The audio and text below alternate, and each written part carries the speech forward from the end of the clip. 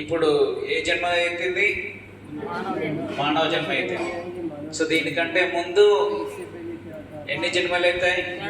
తర్వాతకి ఇవ్వచ్చు. Class disturb అవుతుంది. ఎన్ని జన్మలు ఉన్నాయి? 84 లక్షల జన్మలు ఉన్నాయి. తెలుసా అందరికి? వెనక కూర్చున్న వాళ్ళకి. సో 84 లక్షల జన్మలు ఉంటాయన్నమాట. శాస్త్రాలలో చెప్పారు 84 లక్షల ఈ జీవి అనేది 84 లక్షల జన్మలు ఎత్తుతుంది అనేసి. మరి అసలు ఎక్కడి నుంచి వచ్చింది ఈ జీవి? ఇప్పుడు చెప్తున్నారు భక్తి శాస్త్రి అన్ని భగవద్గీతలు చదివి. దానికంటే ముందు తెలుసా? అమ్మా సురేఖమ్మ ఎక్కడున్నావు? తెలుసా? తెలియదు కదా. సో ఈ మనకి తెలియదు అనమాట, ఈ శరీరంలో ఆత్మ ఉంటుంది, ఈ ఆత్మ అనేది భగవంతునికి సంబంధించింది అనేసి. భగవద్గీతలో చెప్తున్నాడు కృష్ణుడు, మమైవాంశే జీవలోకే జీవభూత సనాతన అనేసి. సో ఈ శరీరంలో ఉన్నటువంటి ఈ శరీరమే మానవ శరీరమే కాదు, ఇక్కడ ఉన్నటువంటి జీవరాశులు ఏవైతే ఉన్నాయో అన్ని జీవరాశులలో కూడా ఉండేటువంటిది ఆత్మ. అది ఆత్మ నా యొక్క అంశము అని అనేసి చెప్తున్నారు అనమాట. చైర్లు లేవా? ఇంకో చైర్స్ మనుష్య జన్మ వరకు వచ్చింది. మరి తర్వాత ఏమైపోతుంది? మనుష్య జన్మ అయిన తర్వాత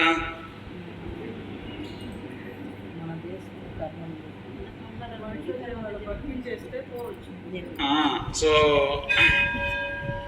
అందరూ అంటారు పైకి వెళ్ళిపోతామని అనేసి, లేకుంటే క్రిస్టియన్స్ అంటారు ముస్లిం వీళ్ళు enter into the Kingdom of God, అంటే భగవంతుని రాజ్యానికి వెళ్తామంటారు. ఒకవేళ తప్పులు చేసినట్టయితే ఎప్పుడు కూడా ఇక శాశ్వతంగా నరకంలోనే ఉండిపోతారంటారు. సో సేమ్ ముస్లిమ్స్ కూడా ఇదే విధమైనటువంటి ఆలోచన ఉందన్నమాట. సో మనం ఏ మతాల్లోకి చూసినా, ఏ మతాల గ్రంథాలు చదివినా కానీ అంతా అక్కడ చెప్పేది ఏంటంటే ఈ జన్మ తర్వాతకి అయితే స్వర్గంలోకి వెళ్తారంటారు, లేకుంటే నరకానికి వెళ్తారంటారు, లేకుంటే భగవంతుని దగ్గరికి వెళ్తారు అని అంటారు. సో ఇలా వాళ్ళకి తెలిసింది చాలా కొద్దిగా అన్నమాట. అయితే మనకి శాస్త్రాలలో చెప్తున్నారు భగవంతుని దగ్గరికి వెళ్ళాలంటే ఒక ప్రత్యేకమైనటువంటి మార్గం ఉంటుంది అని అనేసి. ఇప్పుడు అమెరికాకు వెళ్ళాలనుకోండి, అంటే ఇప్పుడు ఎవరు కోరుకోరు అమెరికాకు వెళ్ళాలని. ఒకవేళ వెళ్ళాలనుకోండి, వాళ్ళందరినీ రాణిస్తారా? రానివారు. వాడు ఎన్నో డాక్యుమెంట్లు చూపెట్టాలి. నా కొడుకు అక్కడ ఉన్నాడనో, లేకుంటే మా ఉద్యోగం చేస్తున్నారనో, మా పిల్లలు అక్కడ ఉన్నారనో, లేకుంటే మా దగ్గర ఇన్ని కోట్ల లక్షల రూపాయలు ఉన్నాయి అని అనేసి. అంటే ఏంటిది? అక్కడికి వెళ్ళాలి అంటే ఒక క్వాలిఫికేషన్ ఉండాలి, అర్హత ఉండాలి. సో అదేవిధంగా ఈ స్వర్గానికనే కాదు, ఆధ్యాత్మిక లోకానికి వెళ్ళాలన్నా కానీ అర్హత అనేది అవసరం అన్నమాట. సో ఆ అర్హత ఏంటంటే భగవంతునికి భక్తి చేయడం అన్నమాట. సో మళ్ళీ ప్రశ్న, భక్తి అంటే ఏంటి? ఏదో ఒక గుడికి వెళ్ళి దండం పెట్టుకొని కొబ్బరికాయ కొట్టేస్తే భక్తి అంటారా? అది కూడా భక్తే. కానీ ఇంకా మనం చేసేటువంటి ప్రతి పనిని కూడా భగవంతుని సంతృప్తి కొరకు చేసినట్లయితే అది భక్తి అంటారు అన్నమాట. ఋషికేశ సేవనం భక్తి రుచ్యతి. సో మనకు ఉన్నటువంటి ఇంద్రియాలు ఏవైతే ఉన్నాయో, కళ్ళు, చెవులు, నాలుక, ముక్కు, ఈ చర్మము, ఇవన్నీ కూడా ఎవరి సేవలో ఉపయోగపడాలి? ఋషికేశ్ సేవలో ఉపయోగపడాలి. సో మళ్ళీ మనం 2-3 రోజులలో ఋషికేశ్ కూడా వెళ్తాం ఈ యాత్రలో. సో ఆయన సేవలో ఉపయోగించినట్లయితే అది భక్తి అంటారు అన్నమాట. సో ఈ విధంగా మనం భక్తి చేసినట్లయితే అప్పుడు మనకి ఏం కలుగుతుంది? ముక్తి.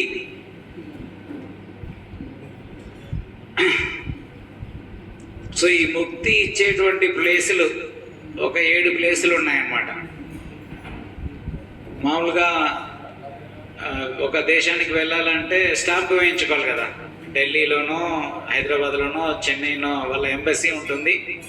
ఆ ఎంబసీకి వెళ్ళేసి అక్కడ వెళ్ళి స్టాంప్ వేయించుకోవాలి.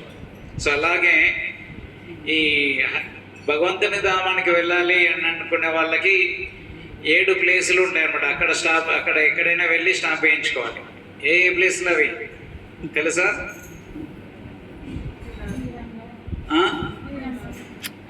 సత్యమోక్షపురి, ఒకటి వచ్చేసి ద్వారకాపురి. ఓకే, అందరు చెప్పండి. నెక్స్ట్ వచ్చేసి అయోధ్యాపురి. సెకండ్ వచ్చేసి అయోధ్య అన్నమాట. ఎంతమంది వెళ్ళారు ద్వారక? ఓకే, చాలా మంది వెళ్ళారు. ఆ తర్వాత అయోధ్య. ఓకే, తర్వాతకి మాయాపురి. మాయాపూర్ కాదు, మాయాపురి. ఆ తర్వాత కామేశపురి, కాంచీపురి. కాంచీపురి కూడా ఒక స్టాంప్ వేసే ప్లేస్ అన్నమాట. సో మీరందరూ ఆల్రెడీ స్టాంపులు వేయించుకొని వచ్చారు. తర్వాత అవంతిపురి. అవంతిపురి వెళ్ళారా మీరు? ఎక్కడది?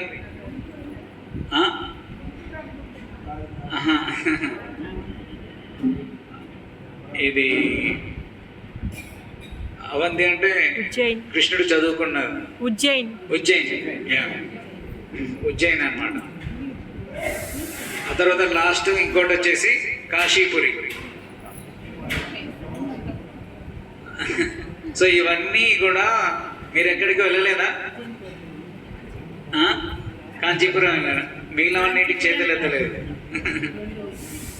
సో ఇవి ముక్తినిచ్చేటువంటి ప్లేస్లు అనమాట. సో మాయాపురి అనేది హరిద్వార్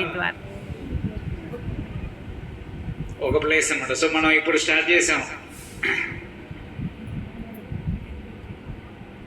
ఇవి ఈ ప్లేస్లన్నీ కూడా దర్శించుకున్నట్లయితే మనకు ముక్తి కలుగుతుంది. ఆ ముక్తి కలగడం వల్ల ఇక్కడ ఉన్నటువంటి ఈ సంసారంలో 4 రకాల కష్టాలు ఉంటాయి. జన్మ, మృత్యు, జరా, వ్యాధి అని అనేసి. ఆ 4 కష్టాలు కాకుండా 3 రకాలైనటువంటి క్లేశాలు ఉంటాయి. ఆధ్యాత్మిక, అది దైవిక, అది భౌతిక. సో ఈ క్లేశాల నుంచి బయటపడతాం అన్నమాట.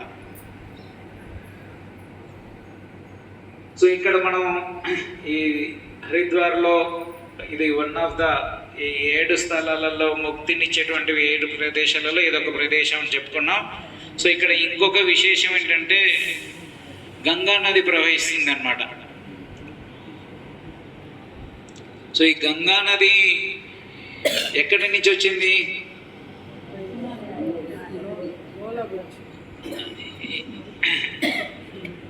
ఒకసారి బలి మహారాజు ఆయన చాలా గర్వంతో ఈ ప్రపంచాన్ని అంతా కూడా పరిపాలిస్తున్నాడు అన్నమాట. అసలు బలి మహారాజు ఎవరు? ప్రహ్లాద మహారాజు యొక్క మనవడు అన్నమాట. ఇవన్నీ తెలవాలి మనకి, ఎవరు ఎక్కడ నుంచి వచ్చారు ఏంటి అని అనేసి, వాళ్ళు ఏం చేశారు అనేసి. ఇది నిజమైన చరిత్ర. నిన్న మేము బస్సులో వస్తున్నప్పుడు మాతో పాటు కూర్చొనేసి రిటైర్డ్ టీచర్ అనమాట, నాగిరెడ్డి అని. సో మేము అన్ని హిస్టారికల్ ప్లేసెస్కి వెళ్తామని అనేవాళ్ళం. మేము కూడా హిస్టారికల్ ప్లేసెస్కి వెళ్తున్నాం మనం కూడా. సో మనం వీళ్ళేంటి ఏదో సోషల్ స్టడీ బుక్లో చెప్పినటువంటి ప్లేస్లు ఏవైతే ఉంటాయో ఆ ప్లేస్లకు వెళ్తారు. కానీ మనం ఎక్కడికి ఏ పుస్తకాలలో చెప్పినటువంటి ప్లేస్లకు వెళ్తాం? శాస్త్రాలు, శ్రీమద్ భాగవతము, రామాయణము ఇలాంటి గ్రంథాలలో చెప్పినటువంటి ప్రదేశాలకు వెళ్తాం అన్నమాట. సో శ్రీమద్ భాగవతంలో వర్ణన వస్తుంది ప్రహ్లాద మహారాజు గురించి, తర్వాత ఆయన మనవడైనటువంటి బలి మహారాజు గురించి.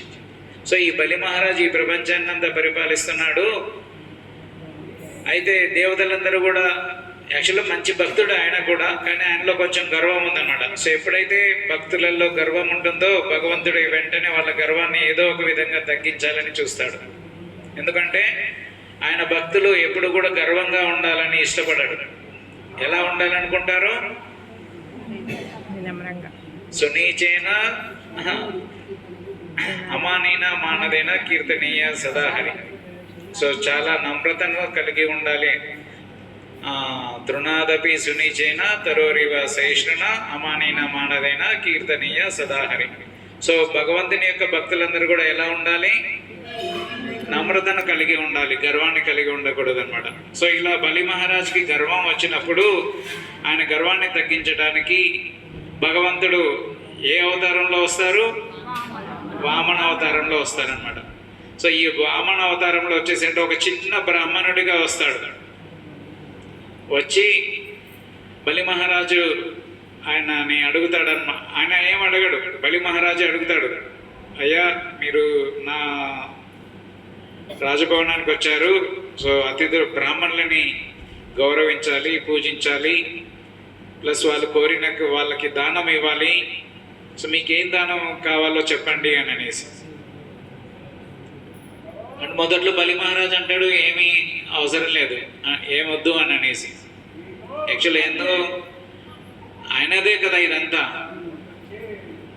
కాబట్టి అన్నీ నా దగ్గరే ఉన్నాయి అనుకునేసి మనసులో అనుకుంటే నాకేమీ వద్దు అని అంటాడు. కానీ బలి మహారాజు అంటాడు లేదు లేదు, మీరు వచ్చి ఇంత దూరం వచ్చారు, మా రాజభవనానికి వచ్చారు, కాబట్టి మీకు తప్పకుండా ఏదైనా దానాన్ని స్వీకరించాలి అని అంటారు. సో అలా చెప్పినప్పుడు వెంటనే పక్కన ఎవరు ఉంటారు? వాళ్ళ గురువు శుక్రాచార్యుడు ఉంటారు. మనం కూడా మన పక్కన ఎప్పుడు గురువులు పెట్టుకొని తిరగాలి. లేకుంటే కాకపోతే శుక్రాచార్యుడు లాంటి గురువులను పెట్టుకోవద్దు. ఎందుకో తర్వాత చెప్తామంట. సో ఈ శుక్రాచార్యుడు ఏమని చెప్తాడంటే, వద్దు వద్దు, నువ్వు మోసపోతావు, ఆయన ఏదో ఒకటి అడుగుతాడు కానీ నువ్వు ఇవ్వలేవు, తర్వాతకి నిన్ను మోసం కూడా చేస్తాడు, ఈయన చాలా తెలివైన వాడు అని అనేసి అంటాడు అనమాట. లేదు, ఆల్రెడీ మాట ఇచ్చేసాం కాబట్టి తప్పకుండా అది చేయాల్సిందే అని అంటాడు అనమాట. సో ఎవరైనా మనకి చాలామంది సలహాలు ఇస్తూ ఉంటారు, నువ్వు ఇది చెయ్యండి అది చెయ్యండి అని అనేసి. కాకపోతే మనం అందరి సలహాలు పాటించొద్దు. దానివల్ల భగవంతుడు సంతృప్తి చెందుతాడా లేదా అనే విషయం తెలుసుకొనేసి ఎప్పుడైతే భగవంతుడు సంతృప్తి చెందుతాడో అది ఆ కార్యం చేయడానికి ముందుండాలి అన్నమాట. సో ఇక్కడ మామూలుగా పద్మపురాణంలో చెప్పారు, గురువురు అవజ్ఞ అంటే ఆధ్యాత్మిక ఆచార్యుని ఆదేశాలను ఉల్లంఘించడం. సో ఇక్కడ బలి మహారాజు చూసినట్లయితే శుక్రాచార్యుని ఆదేశాలను ఉల్లంఘించబోతున్నాడు. అయినప్పటికీ కూడా ఇది భగవంతుని సంతృప్తి కొరకు చేసే కార్యం కాబట్టి ఆయన ఉల్లంఘించడం. సో అప్పుడు వామనదేవుడు అడుగుతాడు, నాకు ఒక 3 అడుగులు ప్లేస్ ఇవ్వండి, స్థలం ఇవ్వండి అని అనేసి. ఎందుకు 3 అడుగులు? పడుకోవడానికి. మనం కూడా అంతే కదా, మనకు ఎంత ప్లేస్ కావాలి? 5 అడుగులు. సో ఆయన చిన్నవాడు కాబట్టి ఎన్ని అడుగులు అడిగాడు? 3 అడుగులు. స్క్వేర్ ఫీట్ ఎంత ఉంటుంది ఇప్పుడు? 1 స్క్వేర్ ఫీట్. గద్వాల ఒక రేటు, నల్గొండ ఒక రేటు, హైదరాబాద్ ఇంకొక రేటు.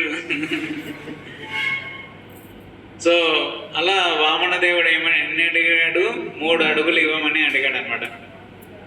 సో అలా 3 అడుగులు అడిగిన తర్వాతకి బలి మహారాజు ఆయనే కదా ఈ ప్రపంచాన్ని అంతా పరిపాలించేటువంటి చక్రవర్తి, సరే అని అనేసి ఇస్తానన్నాడు అన్నమాట. సో అనగానే వామనదేవుడు ఏం చేశాడు? ఒక అడుగుతోటి ఈ భూమండలాన్ని అంతా కూడా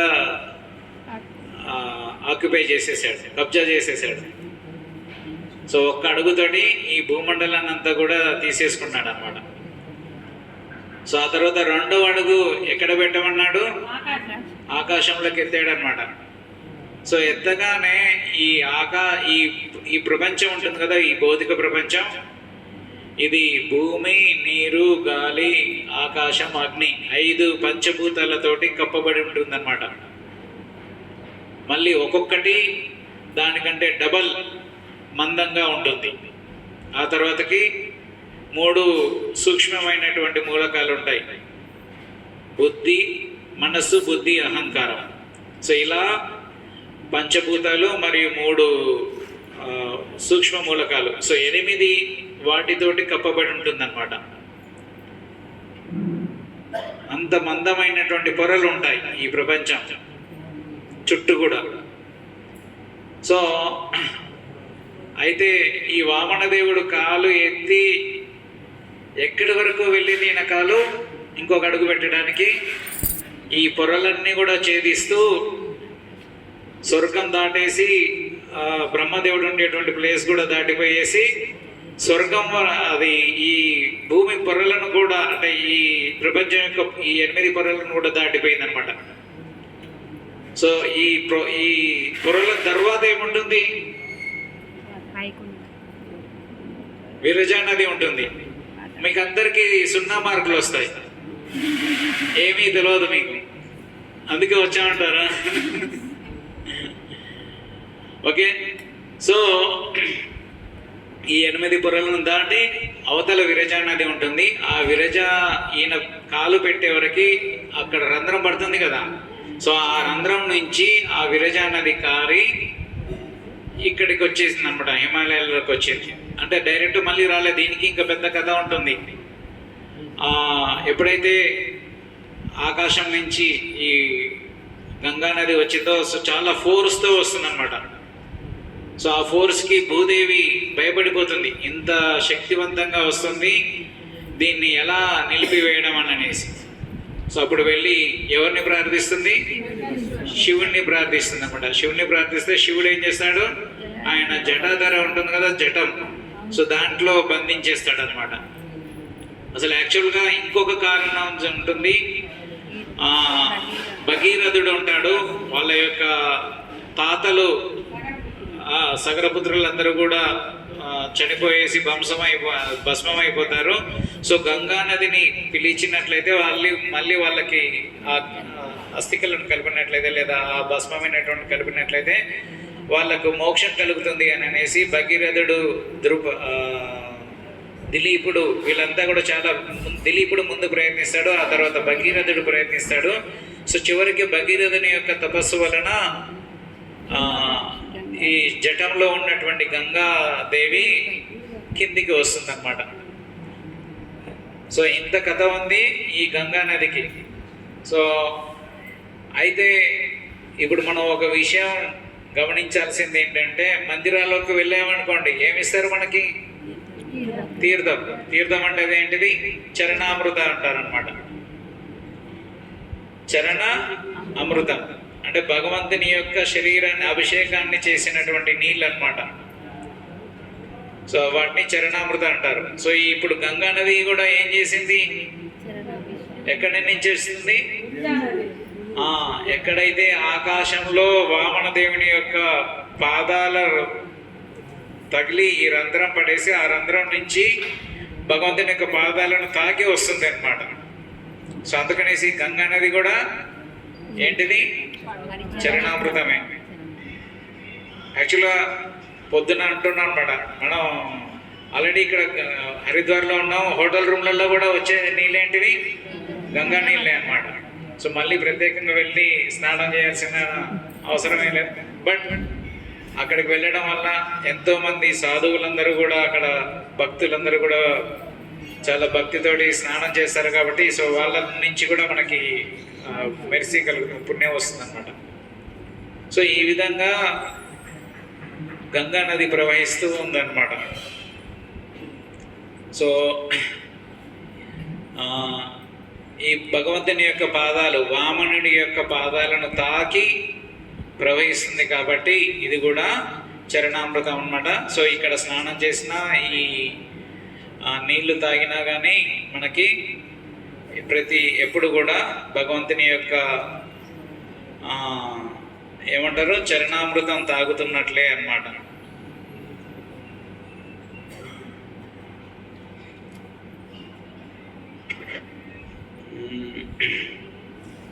సో ఇది ఇంకొకటి ఏంటంటే కపిలముని కూడా దేవహూతికి ఆదేశాలు ఇస్తారనమాట. శ్రీమద్ భాగవతంలో వస్తుంది. శుద్ధ భక్తి కావాలనుకునే వాళ్ళు, కోరుకునే వాళ్ళందరూ కూడా ఇలాంటి ఆధ్యాత్మిక పుణ్యక్షేత్రాలను దర్శించడం, అక్కడ వాటి యొక్క కథలను వినడం ద్వారా మనకు కూడా ఏం దొరుకుతుంది? శుద్ధ భక్తి దొరుకుతుంది అన్నమాట. యాక్చువల్గా శాస్త్రాలలో చెప్తున్నారు, మనం ఒక ప్లేస్ గురించి తెలుసుకోవాలి అంటే చూస్తే సరిపోదన్నమాట. ఇక్కడికి వచ్చి చూసామనుకోండి, ఏముంటుంది? అన్ని చోట్ల అవే బిల్డింగ్లు, అవే ఫ్లైఓవర్స్ కన్స్ట్రక్షన్, అవే రోడ్లు ఉంటాయి.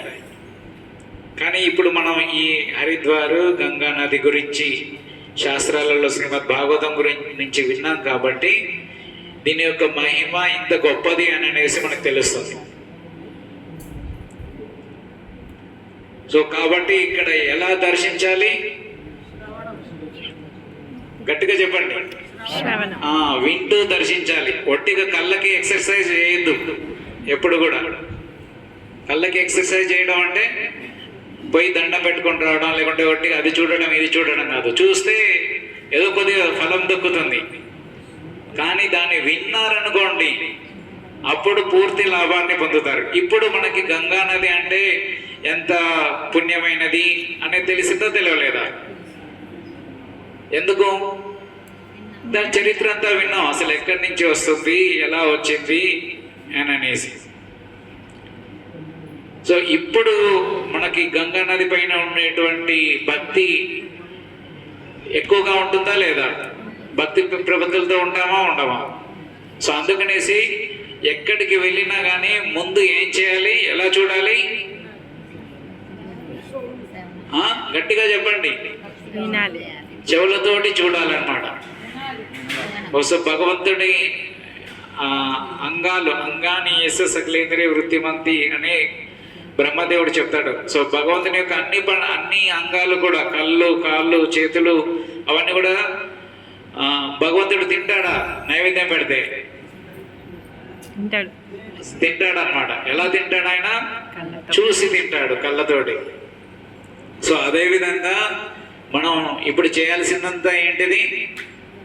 శ్రవణం, నో కీర్తనం, అంటే నో టాకింగ్. మీ ఊకే వ్యవహారాలు పెట్టవద్దు. ఏం చేయాలి చెప్పండి గట్టిగా. వెనక వాళ్ళు నిద్రపోతున్నారు.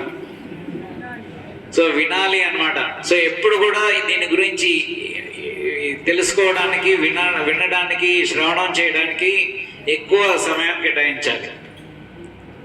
సో ఇప్పుడు ఇలా విన్నది ఇంత గొప్పదని తెలిసిన తర్వాత అక్కడికి వెళ్ళి ఒక 10 నిమిషాలు అక్కడ దండం పెట్టుకొని వస్తే మనకి మనం చాలా భక్తితోటి చేస్తాం.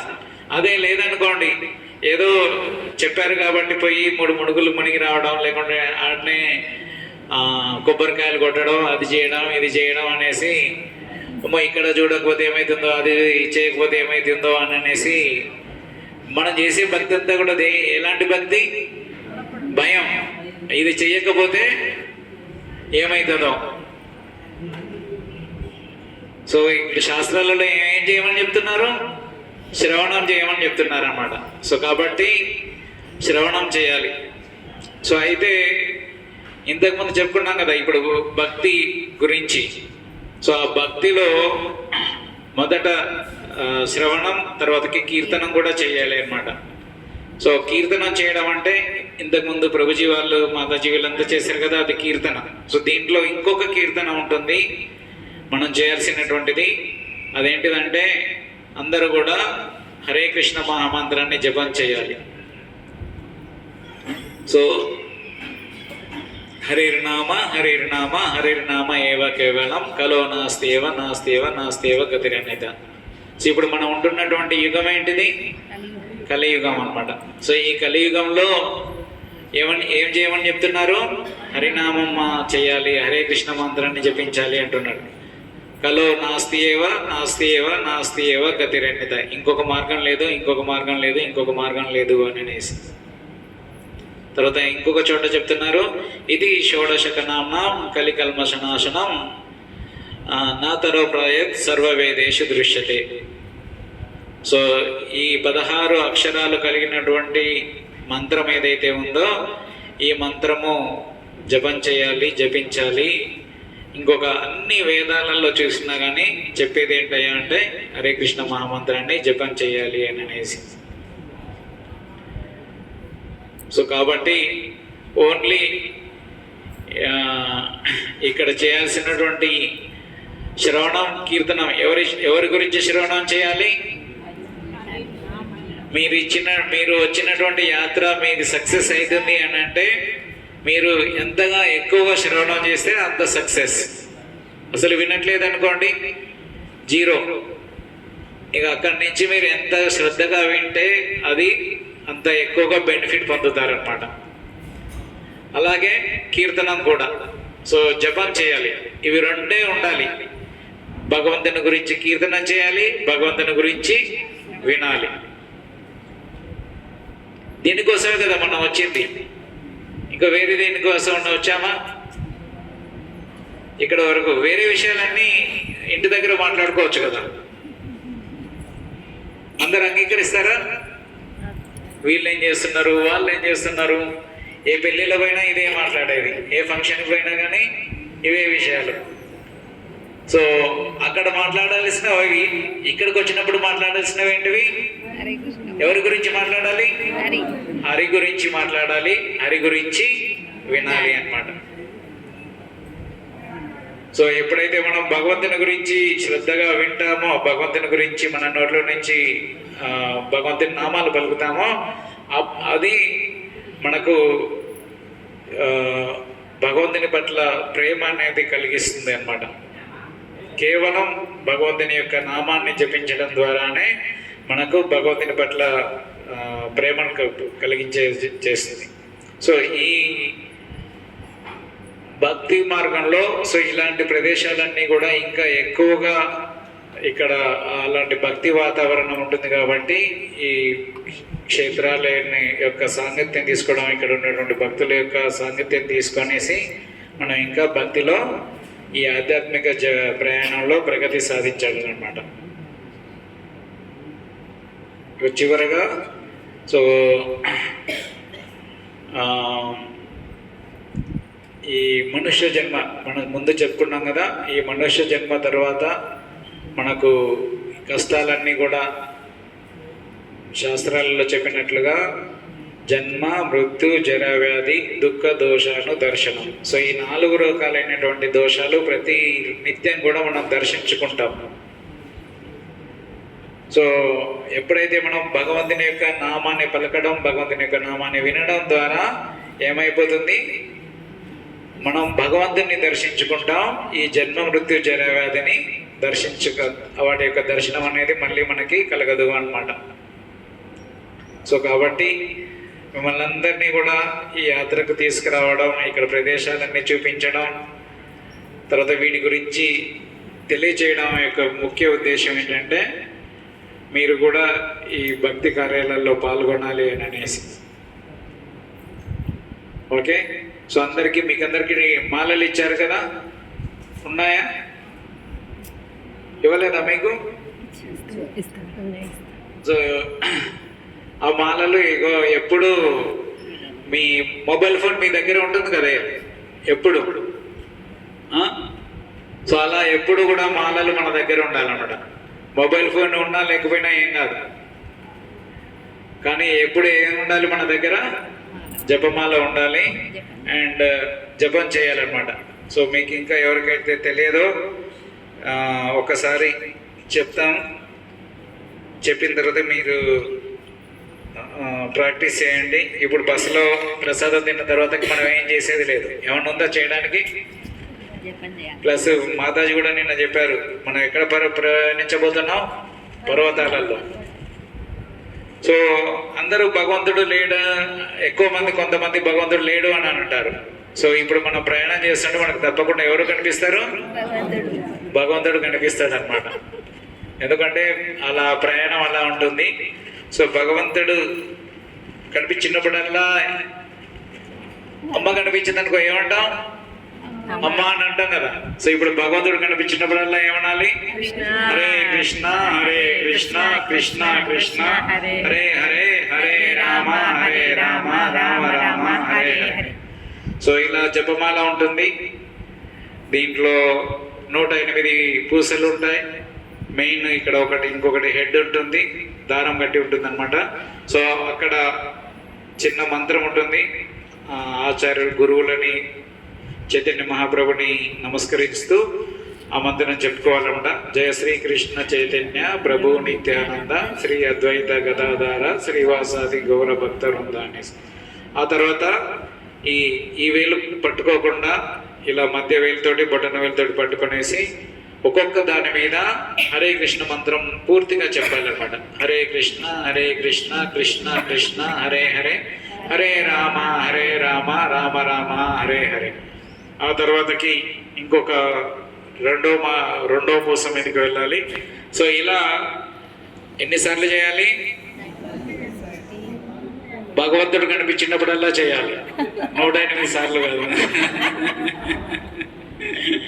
సో మీకు ఎప్పుడు భగవంతుడు కనిపిస్తున్నాడో అప్పుడు హరే కృష్ణ అనండి. అంటే బస్ ఎక్కినప్పటి నుంచి ఇంకా హరే కృష్ణ మంత్రమే ఉండాలి, మళ్ళీ మన జీవితాంతం కూడా. సో కాబట్టి అందరూ కూడా బాగా శ్రద్ధతోటి ఈ హరే కృష్ణ మహామంత్రాన్ని జపించండి. అలా జపించినట్లయితే మనం ఈ మనుష్య జన్మ యొక్క లక్ష్యాన్ని పూర్తి చేసుకోవచ్చు. తర్వాత భగవంతుని పట్ల ప్రేమని పెంచుకోవచ్చు అన్నమాట. సో ఇంకా వేరే ఏం చేసినా కానీ భగవంతుని పట్ల ప్రేమ కలగదట. కేవలం భగవంతుని యొక్క నామాలు జపించినట్లయితే భగవంతుని యొక్క ప్రేమ పొందవచ్చు అన్నమాట.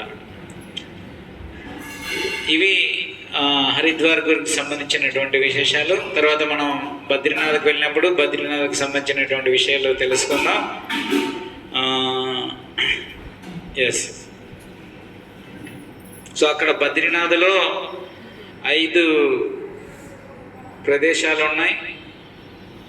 పంచప్రయాగ్ అంటారనమాట. సో దాంట్లో ఒకటి వచ్చేసి కారణప్రయాగ్, రుద్రప్రయాగ్, నందప్రయాగ్, విష్ణుప్రయాగ్. సో ఇలా ఈ 5 ప్రదేశాలు ఉన్నాయి. సో మనం అన్నీ చూస్తాం పంచప్రయాగ్. సో ఈ 5 ప్రదేశాలు కూడా దర్శించుకుంటాం. సో ఒక్కొక్కటి కూడా చాలా విశేషమైనటువంటి స్థలాలు అన్నమాట, చాలా పుణ్యక్షేత్రాలు.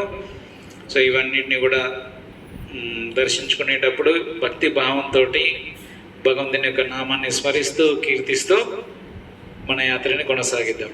హరే కృష్ణ. ఏమైనా ప్రశ్నలు ఉన్నాయా?